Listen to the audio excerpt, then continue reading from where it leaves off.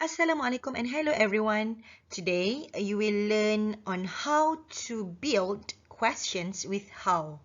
Hari ni awak akan belajar macam mana nak buat soalan menggunakan how. Okay, menggunakan perkataan how. You can see this on page 37 in your English Plus 1. Dia ada dekat muka surat 37 dalam buku teks awak English Plus 1. Tapi dekat situ tak ada penerangan. So, listen to my explanation for you to understand. Okay. Here is it. It's in your book. Okay. Page 37. You can have a look there. You can open your book and have a look there. Okay. Buka-buka awak dan tengok yang ni. Okay. Yang teacher tunjuk dalam peta ni. Kita akan buat yang ni. Alright. So, how are you going to write the question? Macam mana cara awak nak buat soalan ni? Soalan yang menggunakan how. Apakah maksud how? How is actually bagaimana. Okay, kalau how sahaja, maksud dia bagaimana. Tapi, it can also bring another meaning when combined with others. Tapi, bila kita cantumkan, kita gabungkan penggunaan how tu, yang bagaimana tu, dengan benda lain, dia boleh jadi maksud yang berbeza. Itu yang awak nak belajar hari ni. Okay. Okay, there are 3 types of the order. Susunan ni, order means susunan. So, ada 3 susunan soalan yang menggunakan how that you will learn today. Dia ada banyak lagi lah, tapi hari ni kita nak belajar 3 jenis. This is the first one. How plus adjective plus can, plus noun, plus verb. Maksudnya awak campurkan semua ni akan membentuk satu soalan. How? Campur dengan adjective. Adjective you have learned. Awak dah belajar kan? Kata sifat. Tinggi, rendah, kurus, gemuk, besar, kecil, mahal, murah, modern, lama, baru. Okay? There are so many adjectives. Okay, ada banyak adjectives yang kita dah belajar sebelum ni. And then, plus can, campur dengan perkataan can, boleh. Plus noun, kata nama. Kata nama ni, tak kisahlah manusia, haiwan, benda, benda, tempat, okay, anything. Kata nama. Plus verb, last kali, perbuatan ataupun kata kerja. Let's see the examples. The first one. How far can an eagle see? How? Okay, how? Far is an adjective, maksud dia jauh. Can, boleh. Okay, yang ni can. Yang noun ni, an eagle. An eagle ni, dua-dua ni noun. Okay, kita boleh gantikan an dengan a. Tengok huruf yang dekat depan ni. Ataupun the. Okay, tengoklah tak kisah mana satu yang sesuai. Last one, verb. See, verb. Okay. So, kalau dalam BM, okay, kalau kita nak translate satu-satu yang betul-betul ikut maksud dia, dia akan jadi pelik. Okay. Sebab macam how kan teacher kata tadi bagaimana. Bagaimana jauh boleh seekor helang lihat. Bagaimana jauh boleh seekor helang lihat tu pelik lah pula kan maksud dia. So, I have translated it according to what we always say. So, yang teacher tulis maksud kat sini ni yang kita biasa cakap. Maksud dia dalam BM. So, senang untuk awak faham. Tak payah nak translate satu one by one. Nanti tak jadi maksud dia. So, dia boleh jadi 2 maksud. Okay. Sama ada, berapa jauhkah seekor helang boleh lihat? Ataupun boleh melihat? Or, sejauh manakah seekor helang boleh melihat? So, awak nampak kat sini, teacher tukar sikit. Kalau yang ayat pertama, kita guna berapa. Lepas tu, baru adjektif tambahkah. Kalau ayat kedua, kita letak adjektif kat depan. Adjektif, lepas tu manakah. Okay, awak tengok untuk 3 contoh ni pun sama je teacher guna. So, maksud dia sama je antara 2 ni. Awak boleh guna mana-mana. Berapa jauhkah seekor helang boleh lihat? How far can an eagle see? Ataupun, sejauh manakah seekor helang boleh lihat? So, dua-dua maksud dia sama je. Okay, yang mana awak rasa lagi familiar, yang awak lagi biasa guna, boleh guna. Tak kisah yang mana satu. Tapi this is the order. Okay, ini susunan dia. Awak boleh tengok how mula-mula. And then adjective. Lepas tu can. Lepas tu noun. Kata nama. Seekor hilang. And then helang. And then verb. Kata kerja. Kalau gunakan can ni, kita dah belajar kan, nak tunjukkan ability yang awak belajar baru ni. Menunjukkan kebolehan. Sebab tu kita dekat sini dia kena ada, bila ada can, mesti akan ada verb. Sebab kita nak tengok kebolehan. Macam Helang ni, kebolehan dia berapa jauh dia boleh lihat. Okay. So, nampak berapa sampai berapa meter ke, berapa kilometer ke. Okay. Berapa jauh kita boleh lihat dia. Berapa jauh dia boleh melihat. Dia boleh nampak sampai jauh mana. Macam tu lah. Okay, the second one. How big can a gorilla grow? How? Okay, how? Big adjective, besar. Can. Noun kat sini, a gorilla, kata nama. Grow. Verb, membesar. So, maksud dia, berapa besarkah seekor gorila boleh membesar? Ataupun, sebesar manakah seekor gorila boleh membesar? Maksudnya, sampai tahap mana dia boleh membesar tu? Boleh besar sampai tahap besar bangunan ke? Okay, boleh besar macam sampai tahap besar satu rumah ke? Okay, itu maksud dia berapa besar. Okay, kita nak tahu kebolehan dia. Dia boleh membesar sampai mana? Okay. Last one. How fast can the fastest person run? How? Okay, how? Fast, adjective, cepat ataupun pantas ataupun laju. Okay, can. The fastest person. Orang yang terpantas, orang yang terlaju, orang yang tercepat. Run, verb. Lari. Okay, so boleh kalau nampak kat contohnya ada an eagle, guna an. Ada a gorilla, ada the fastest person. So mana-mana yang mana sesuai lah. Okay. The meaning is, berapa pantaskah orang yang paling pantas boleh lari? Ataupun sepantas manakah orang yang paling pantas boleh lari? Maksudnya contohlah macam dalam Olimpik. Orang yang paling laju sekali. Yang menang gold medal. Okay, menang pinggan emas. So, berapa laju dia boleh lari? Contohnya 100 meter berapa saat? Baru-baru ni teacher tengok 10.4 something ke? Tak ingat. 10 saat plus. Orang yang dapat gold medal yang perempuan tu. Okay, dia boleh lari. So, kita tengok dekat sini untuk the first one, kita tengok ability. Yang awak baru belajar baru ni, kebolehan. Kebolehan untuk melihat, kebolehan untuk membesar, kebolehan untuk berlari. Sejauh manakah? Okay. So, yang ni dia punya urutan soalan dia. Kalau cara nak jawab dia, awak boleh tengok ada dekat belah bawah textbook. Kita guna around, about ataupun between. Ada dekat dalam textbook. Dia guna around dengan about tu maksud dia lebih kurang. Okay? Maksud dia lebih kurang. So, contohlah. How far can an eagle see? Around 100 meters. Contoh. Teacher pun tak sure dia punya fact. Berapa jauh dia boleh tengok. Ni contoh ayat teacher bagi. About 100 meter. About 100 meters.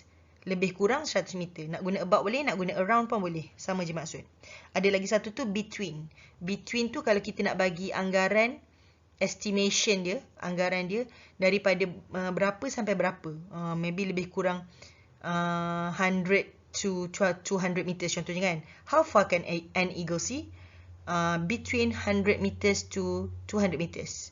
Lebih kurang dari 100 meter ke 200 meter. So, anggaran dia, cara nak menjawab soalan dia tu boleh guna around, about and between. Tapi hari ni kita tak nak fokus yang tu, kita nak tengok cara buat soalan. Next, the second one. Ni susunan yang kedua. How, adjective, is, noun. Okay. How. Okay, kita tengok the first one. How, adjective, tall.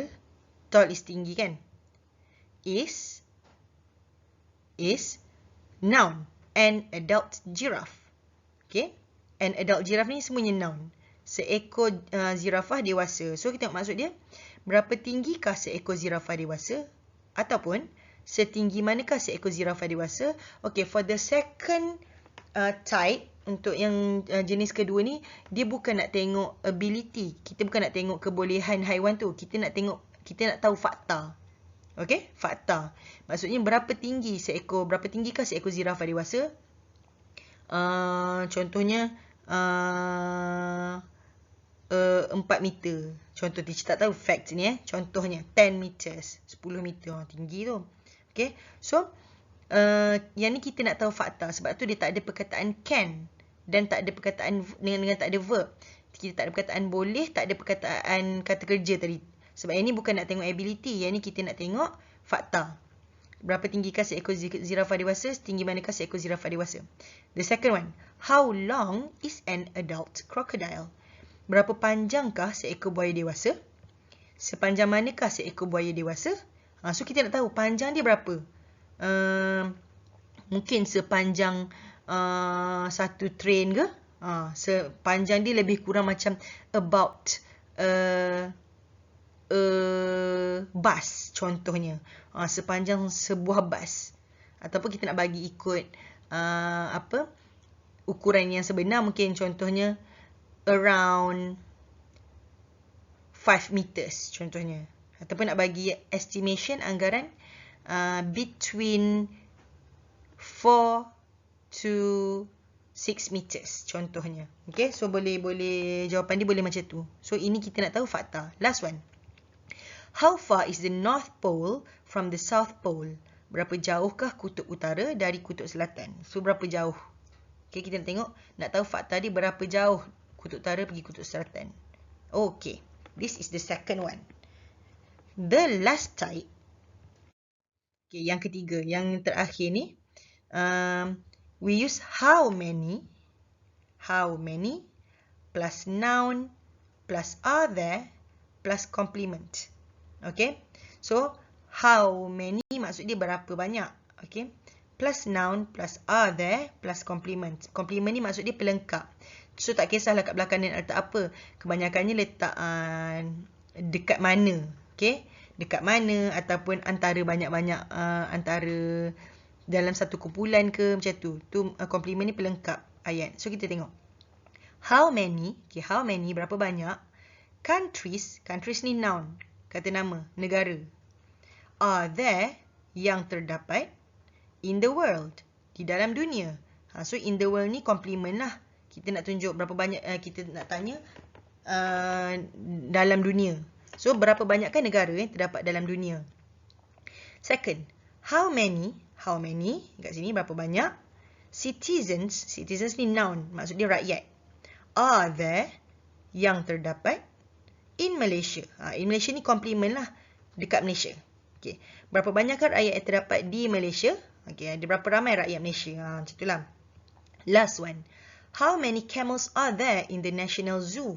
How many ni how many. Camels noun, kata nama, unta. Are there yang terdapat in the National Zoo, di zoo negara. Okay, kalau yang ni nak jawab soalan yang ni pun sama juga macam tadi, tapi dalam soalan dalam jawapan dia terbalik. Dia akan jadi there are, terdapat. Okay, itu dalam jawapan. There are, contohnya how many camels are there in the National Zoo? There are 10 camels in the National Zoo. Terdapat 10 ekor unta dalam National Zoo contohnya. Okay, how many citizens are there in Malaysia? Ada berapa banyakkah rakyat yang terdapat di Malaysia? So dalam jawapan dia akan jadi there are, okay, terdapat. For example, 20 millions citizens in Malaysia. Terdapat 20 juta orang rakyat Malaysia. How many countries are there in the world? There are, contohnya, 200 countries in the world. Terdapat 200 negara di dunia. Okay. So last one, your homework. Okay, homework ni dia terbahagi kepada dua je, okay? Untuk 5 AB lain sikit, untuk 5 Umar lain sikit. Okay, for 5 Umar, because you don't have the workbook. Okay, ini actually teacher ambil soalan ni daripada buku kerja workbook, tapi 5 Umar kita tak beli kan. So what you have to do is just copy down these questions. Okay, awak salin soalan ni. What do you have to do? Order the words to make questions. Susun balik perkataan-perkataan ni ikut yang teacher ajar tadi untuk menjadikan sebagai soalan. Okay, so dekat hujung ni teacher buat full stop, salah ni. Okay, patutnya bukan full stop, ini soalan kan. So hujung sekali jangan letak full stop, awak letak question mark, soalan. And then don't forget, dekat depan sekali, kat sini kalau awak perasan, dalam soalan dia semua huruf kecil. Kan? Tapi bila awak mula-mula tulis soalan, don't forget to write capital letter. Huruf first kali kat depan ni kena huruf besar, jangan lupa. So kalau awak start dengan apa benda perkataan yang mula-mula tu, contoh fast, F tu kena huruf besar lah. Tapi mula-mula dia bukan fast lah kan, awak dah belajar tadi. Okay, so susun balik ni semua untuk menjadikan satu soalan yang betul. Depan kena huruf besar, belakang sekali kena question mark, soalan. Okay, Don't forget, jangan lupa. Okay, this one is for 5 Umar. 5 Umar senang je salin je and then susun balik soalan tu. Jadi soalan yang betul. For 5 Abu Bakar, okay, since you already have your workbook, okay, sebabkan 5 Abu Bakar dia beli buku kerja. Okay, these are the questions from page 31. Ni dia dekat dalam muka surat 31 dalam buku kerja awak untuk 5 Abu Bakar. So, dekat situ dia macam ada tambahan sikit. Okay, teacher nak awak tambahan sikit. Yang awak kena buat sebab awak tak payah salin dah. Awak dah ada buku kerja kan. So, awak just susun je soalan yang ada kat situ tu. Soalan ni yang memang dah ada dalam buku kerja ni. Susun balik jadi jawapan yang betul. And then, kalau awak perasan, dekat belah atas dia tu ada petak. Ada box. Dalam tu ada jawapan tu. Ada 2.7 meters. 40 kilometers an hour. 64 million. 100 kilograms. Negative 34 degree Celsius. So, ada 2.7 meter, 40 km per jam, 64 juta, 100 kilo dengan negatif 34 darjah Celsius. So, tambahan untuk 5AB, disebabkan awak tak payah nak salin ni, awak just kena susun je. Dekat setiap soalan tu, awak tambah jawapan daripada petak. Dia dah bagi contoh dah dekat dalam workbook tu. Yang awak tengok, how old is the Eiffel Tower? Dia ambil daripada petak tu. About 130 years old. So, untuk yang contoh number 1 ni, bila awak dah susun soalan ni, tulis dekat belah bawah tu, dia ada 2 garisan kan. Garisan yang bawah, tulis jawapan, ambil daripada dalam petak. So, yang pasal elephant ni, mana satu jawapan dia? Yang pasal North Pole ni, mana satu jawapan? Jawapan dia ada dekat dalam petak tu. Ni untuk 5AB sahaja. Sebab awak tak salin benda ni, awak just susun, buat jawapan dalam workbook, and then awak kena tulis juga jawapan yang dalam petak tu, dekat setiap soalan. Untuk 5 Umar, just salin ni dekat dalam yellow book and then terus susun je buat jadi soalan. Okay? Clear I think that's it. See you later. Bye. Assalamualaikum.